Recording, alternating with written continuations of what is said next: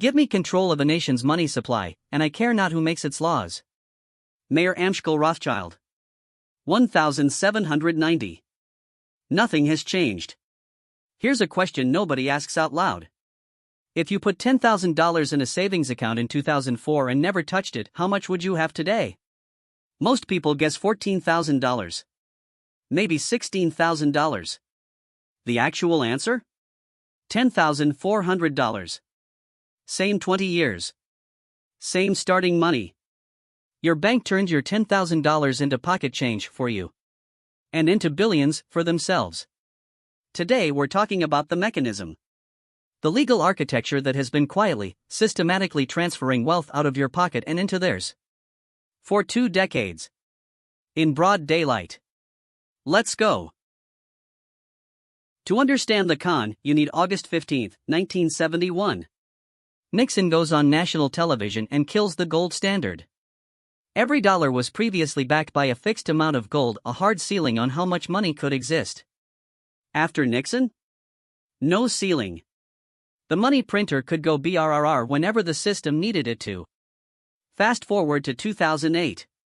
Banks had been packaging garbage mortgages, loans given to people with no income, no job, no assets, into products called CDOs. Slapped a AAA rating on them. AAA, highest safety rating possible. Then sold them to pension funds. To retirees. To people like your parents. When it collapsed, $7.4 trillion in household wealth evaporated. In 18 months. The banks? The Fed handed them $700 billion through TARP. Then quietly funneled an additional $16 trillion, yes, trillion with a T, through emergency lending facilities. That number is from a 2011 Government Accountability Office audit. Not a conspiracy. The government's own report. The executives who built the system? Almost none went to jail. Most got bonuses. And that set the template for everything that followed.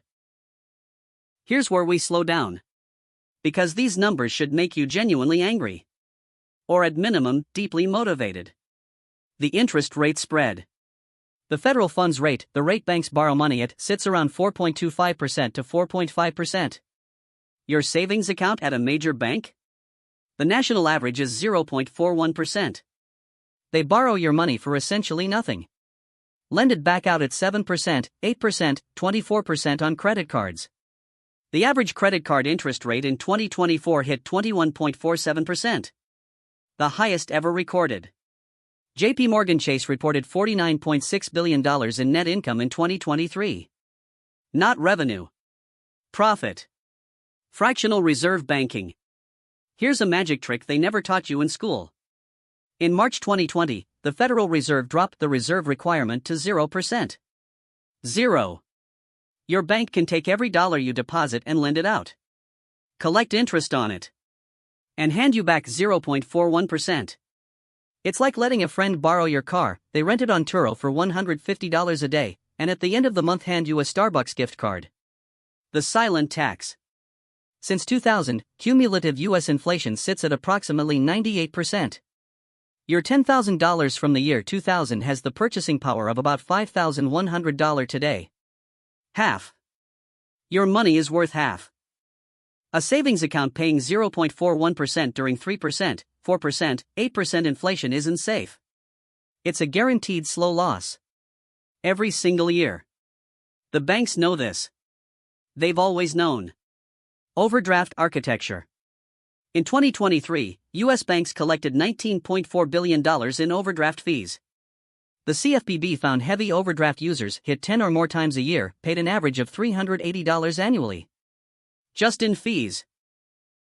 That's nearly 2 weeks of groceries for a family of 4. Gone. Every year. To the bank. Here's the part that stings. None of this is illegal. It is completely, thoroughly, exhaustively legal. Which is exactly what makes it so effective. You can't fight a crime that isn't a crime. So you have to fight it differently. Move number 1, stop letting cash rot. High-yield savings accounts, Marcus, Ally, SoFi, are currently offering between 4.5% and 5% APY. 10 times the national average. FDIC insured. Same government protection. Zero additional risk. The big banks are counting on your inertia. Don't give it to them. Move number 2, debt is their product, not your tool. Carrying a credit card balance at 21.47% means you are the product. Every dollar of debt you eliminate is a guaranteed, risk-free 21% return. No stock in history can promise you that. Move number 3, you have to outswim inflation. The top 1% holds less than 1% of their assets in bank accounts. The rest is in equities, real estate, private businesses, hard assets. They understand that cash sitting still is cash moving backward. Move number 4, turn off overdraft protection. It takes 3 minutes. It saves the average heavy user $380 a year. The product designed to sound helpful is one of the most profitable things they sell. I'm not telling you banks are evil. I'm telling you banks are rational. They built a legal system that maximizes their profit.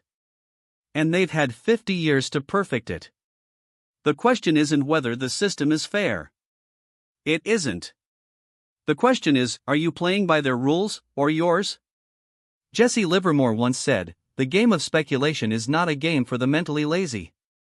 You're watching this video. That already puts you ahead.